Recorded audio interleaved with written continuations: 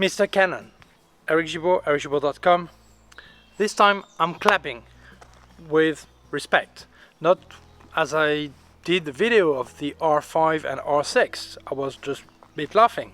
This time I'm really respectful, because I think I want to congratulate you for the R7 and the R10, because they respond to demand on the market, but I think you've made a fantastic strategy effect. So we're going to speak about this. Let's start. When a new camera comes out, I always have a big dilemma. Why? Well, because I don't like to speak about the camera I've not tried, but so many people ask me, what is your opinion? Have you seen this new camera? What do you think? So I'm going to place myself in your situation. You've seen the announcement, you've seen the specs, and you try to analyze what they say and give your make your own opinion. Okay, well, this is what I'm going to do. Although I haven't seen the cameras, I've seen some reviews from a serious YouTuber like DP Review. I think that's really serious, and others. But I think these two guys are fantastic. Okay, so I think what I saw, what they said about the camera, it's really what I think. What I expect reading the specs. Okay, so I'm going to give you my opinion and also speak about the strategy of Canon, because I think it's more. It's not just two cameras. It's a lot more what has just happened. Okay. Before going any further, I'm going to ask you a favor.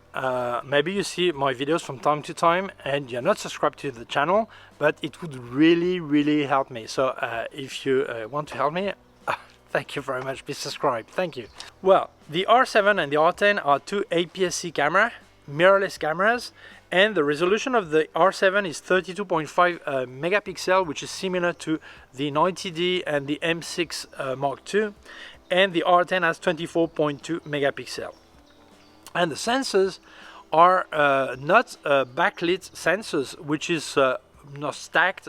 They are new sensors, it seems, but they are still old-fashioned, if I could say this way. Okay, so I don't know why. Maybe for being cheaper, whatever. Okay, but they didn't put the new generation of new style or new type of sensors. Okay, yes, they do have the dual pixel autofocus that we know that this is a fantastic autofocus. It works fantastic on the M cameras, fantastic on the R3, R5, R6. So yes, you do get this autofocus system. And then you do see that they want to give something that is good for the client who wants to do action photography and animal photography. They've put a continuous shooting of 15 frames per second on mechanical shutter. There is obviously an electronic shutter, but still you see that Canon is still betting a lot on the mechanical shutter, and 15 frames per second is really good compared to some higher specs camera. It's very good. Electronic shutter, you get up to 30 frames per second with the R7 and 23 with the R10. Unless I specify which camera it is for both. Okay, so in this case, they are different. Full HD, 120p. If we look at the 4K, they give a bit more. You get 60p on the R7 and 30 and 60p on the R10, but you have a crop. I'm not sure if on the R7 you also have a crop. I'm not sure, okay? But on the R10, yes, on 60p you have a crop.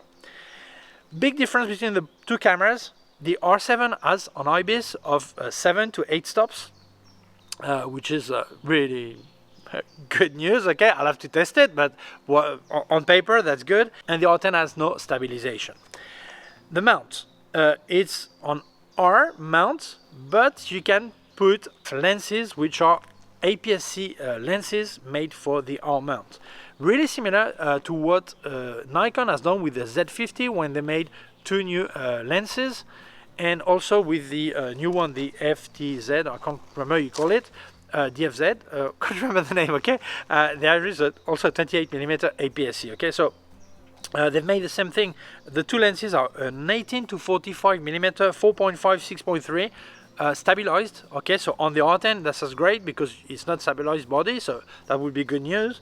And also an 18 to 150mm 3.5 6.3 also stabilized. So I think these are not really luminous lenses, but if you think of the market maybe they aimed at that may be okay. And also there's a promotion right now. They give you the ring to adapt EF and EFS lenses to these cameras. Okay, so this is fantastic because it was included with the R camera and not with other R, not the RP, R3, R5, R6. Okay, so I think it's great they put it here, but you realize the strategy of Canon. I think they realize that many people are moving to other brands, so they want to have their existing client that use Canon reflex cameras to not go somewhere else, not ruin themselves buying new lenses, but use the lens they already have. So they really want to help them to move to these two APS-C cameras, and probably people were with the 7D Mark II, the 90D, the T8i, which is 850D. I think these kind of people, they want to move them to the mirrorless market, and they don't want to them to go away because they have to spend so much money on lenses. So help them with the ring, okay? If we speak about the autofocus, well, they're not following because I already have this on the R6, R5, R3, okay? But you have people detection, animal, vehicles like cars, motorbikes, all this. So they have this great autofocus. I've not tested it, but I saw what they did on DP review, and it seemed to go really, really, really fine. If we look at the ISO, well, for Sony user, the ISO of anyone else is always disappointing, okay? But I think what Canon is doing is fine for me. People who follow my channel, they know I use Micro Four Thirds mainly, and I've got no problem with not going to high ISO, okay? So what I think they offer, and when I was using Canon, I was not either going very high in ISO, so they offer native from 100 to 32,000 ISO, and you can push it to 51,200 ISO. Honestly, is it enough? Yeah, in my opinion, yes. Normally, there's a rule of thumb, more or less, you get out 2 stops and give you more or less the maximum you can expect to be usable. So I think these 2 cameras at 12,800, they should be fine probably, okay? I have not tested, so we need to check, but I think they will be okay. Is it enough? In my opinion, yes. For some people that are just ISO freaks, they will think this is really little. Okay, depends more on you than on me, okay? If you look at speed, well, you do see that the R7 is more aimed as what people have with the 7D Mark II, okay? You can have a speed of up to 1/8,000th of a second on mechanical shutter, and the R10 gives you 1/4,000th of a second on the mechanical shutter. On the electronic shutter, on the R7, you get 1/16,000th of a second, and on the R10, 1/8,000th and 1/16,000th. I can't remember why the difference. I read it, but I can't remember, okay? But well, the electronic shutter is not as some camera would probably give you, but I think the mechanical is what we could expect, okay? Battery life is good. 660 pictures on the R7, which is okay, but on the R10 you get 450. Well, you know that there is the CIPA that actually calculates battery life and many things. They have their way of calculating, so obviously some people will say, no, but I've got it, I can do 1,000. You see, they are wrong. Yeah, but you need to have one way of measuring for everybody. So I understand that what it says, well, we'll have to accept, okay? I think on the R10 would be great to be a bit better, but 660 pictures on the R10, well, on the R7, I think it's probably acceptable. Because when you configure, probably you get better anyway, okay?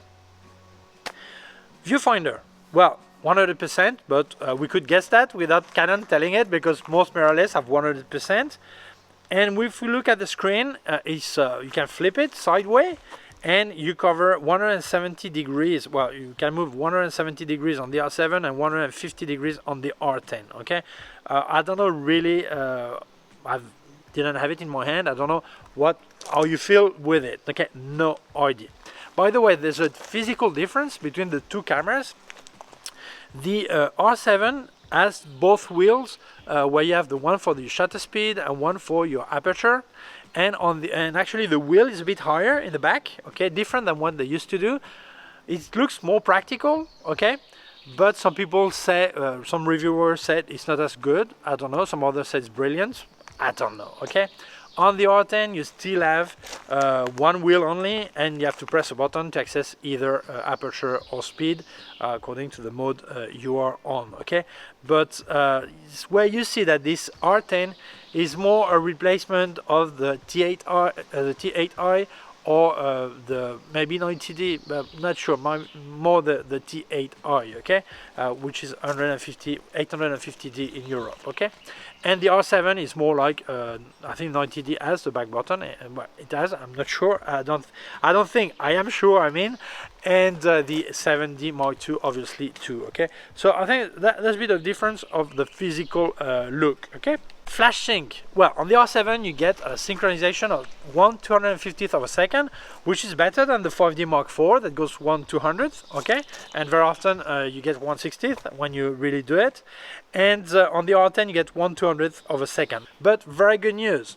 Many of us complained when Canon presented the SL3, the 250D, the T100 and the T7, which is a 2000D, 4000D, because they had a different hot shoe and you needed specific flash.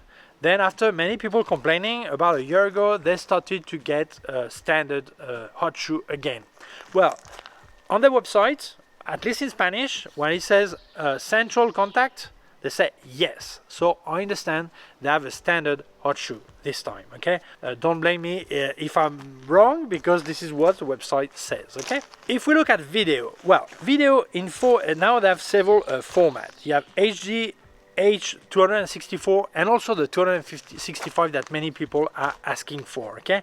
When you go out with the HDMI, when you bring your signal out via HDMI and use an external recorder, I suppose, you get the 442.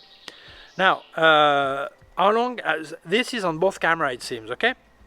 When you look on how long can you record continuously, well, obviously you would need to have a card or an external recorder that can cope enough data, and also a battery that is lasting for long enough, so you probably use a power bank. Well, on the R7 you get 6 hours, and on the R10 2 hours, so this is really fantastic. Also, you see the difference between both cameras, that the R7 is more aimed at people who would do animal photography, fauna, and yeah, people more maybe professional, likely they use double SD card, and on the R10 you have only one slot, okay? Also SD card, standard SD card, well, UHS-2, okay, but not this fancy new card format that costs a fortune, okay? So good news. Connectivity. Well, on both you have the same thing except one thing, okay? So you have HDMI, USB-C, Bluetooth, Wi-Fi, microphone connector, remote control connector, but on the R7 you also have headphone connector, and on the R10 you don't have it. And also difference that is important, on the R7 it's weather sealed and dust proof, okay, and the R10 is not. But I think Canon has been really honest. At least on the Spanish website of Canon, you check on where they say weather sealed, look number 22, it says although it is weather sealed, we cannot guarantee that no dust will get in or no water will get in. Make sure you close all the small doors, everything. I think this is really honest, because this happens with many cameras. You think you're really weatherproof, and actually it's not that weatherproof, okay? Because there are some exceptions, you didn't close properly exactly the door, whatever, so they cover themselves, but I think it's good to explain it. Big difference also, on the R7 you can have the option to have the shutter to go down when you remove the lens. It means to avoid dust or any things to get to the sensor. On the R10 you don't have that, okay? So that's also a difference that is important. There's one thing that the R10 does, it says you can stream directly to YouTube, the same as the M6 Mark II does, okay? But I don't know if the R7 does it, because it's not, I could not read it, could not find it, okay? But well, the R10 does it, okay? And also on the R7 you have the Canon log, which is a flat profile. When you want to do color grading in post-production in video, you have this, and you don't have it on the R10. Well, I said before, they got two lenses out that are stabilized, which is also good news. So in the specs, this camera looked great. prices, wow. Well, the R7 in Europe is around 1,500 euros, which I think is a really good price. And the R10 is under 1,000 euros, which is also a really good price. I don't know what price it will be in the US, in Australia, or wherever. Okay. By the way, hi to many people who are seeing my channel lately, and they come from places they didn't come before, like New Zealand, Australia, Uganda, many India, Pakistan, more and more, not just US or UK. Okay. So, well, welcome to all of you. Okay. So, I think the price is really fair. So we should think of two things. Who is a competitor of this camera? Which camera are competing with this one? Okay. First, within Canon, I would say the R10 is a replacement of, replacement probably of the 850D and 90D in between, okay, which is the T8i and the 90D. And the R7 is probably something like a 90D plus a 7D Mark II, with some specs that are better than both, sometimes, and other are similar. Okay, so it's a bit hard to say. Okay, but I would place them like this. If we look at the market, I think the R7 competes directly with the Sony Alpha 6600 and the Fujifilm X-T4. Probably the Sony policy is more to push you towards full frame, so maybe it's more a X-T4 competitor than the Alpha 6600, because maybe the clients are different, okay, the users are different, okay. And if we look at the R10, I think it competes with the Alpha 6400. I think it's well over the Z50 for the time it's been on market, and I think it's probably better autofocus all this than the Z50 by Nikon. So I think it does not really compete with them. It competes with the XS10 by Fujifilm and the Alpha 6400 by Sony. Okay, so I think when you look at price, they've put is fantastic. But then let's analyze the strategy. I think it's fantastic. I think today or tomorrow, Fujifilm is announcing the X-H2. I don't know if they're presenting a replacement of the X-T4 now, or maybe in a year time, or in a few months time, I don't know. I'm not watching news right now, so maybe I look stupid because they just said there is an X-T5, and I look stupid, okay? That could be possible, you can laugh, okay? But if they're not getting out this X-T5, I think Canon has made a brilliant move, because many people who do not want to go to full frame, they don't want to go to the M series of Canon, and they like Canon, but they end up going to Sony. But if they don't want to go full frame, they go to the 6000 series, which is a fantastic series, but maybe for them it doesn't look the same kind of camera. But they would go probably to the X-T4 by Fujifilm. Right now they're probably thinking, well, why should I go to the X-T4? I stay with Canon, I use my reflex lenses, my EF and EFS lenses on this R7 or R10, and I don't have to go yet buying new lenses. So I think at the strategic level is really good. And I think the big difference now compared with Canon when they presented the R camera, the first mirrorless R mount they had, which was really short, I think, and didn't have double slot, didn't have many things that you could have expected. Right now, I think they got out a product that looks really good, and according to what I've seen, it is good camera, okay? So probably these people are thinking, why should I go to Fujifilm? I could stay here with Canon, use my lenses. This is probably why right now they're including the ring, the adapter, okay? And that changed the deal a lot. A couple of years ago, I made a video telling that the big enemy or the danger for Canon and Nikon was actually Fujifilm, because they had great APS-C cameras. And for people who didn't want to go to full frame and still wanted to have a mirrorless camera, Fujifilm was probably a great way. Because at that time, what Canon had with the M mounts didn't correspond probably to what people were searching when they were going to a Fujifilm, okay? I think this time Canon came up with two fantastic products, and I want to try them, obviously. But I think on paper it looks really good, and what some reviewers have seen and said so far, always take care with what they say, because some are paid, okay, or so some are influencers that are influenced, okay, or influence take camera.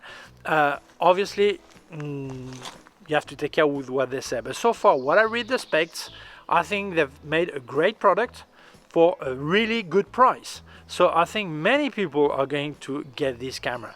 Probably I think the R7 is going to sell like mad. The R10, I don't know, but the R7 for sure. I think this is a fantastic specs, and I cannot recommend it yet because I've not tested it, but for what I've read, I think this is really interesting camera. So, well, I must congratulate again Canon for this move, and also to this time give a product that looks really promising and a good product, okay? So, thank you very much for watching the video. If you feel it may interest other people, please share it on social networks. If you have not done it yet, please subscribe to my YouTube channel. So button down here is a small bell. If you click on the bell, get notified when I upload a new video. My website, ericgibaud.com. If you have any question, can leave a comment below. I'll also leave you links of my gear on Amazon, links of everything I've reviewed by K&F Concept and Sandmark, and also a link to my PayPal account in case you wanted to make a donation. By the way, you can also do a donation under any video with a small heart with a $sign. You can make a donation there, but no obligation. So thank you very much. Please take care of yourself and see you soon. Bye.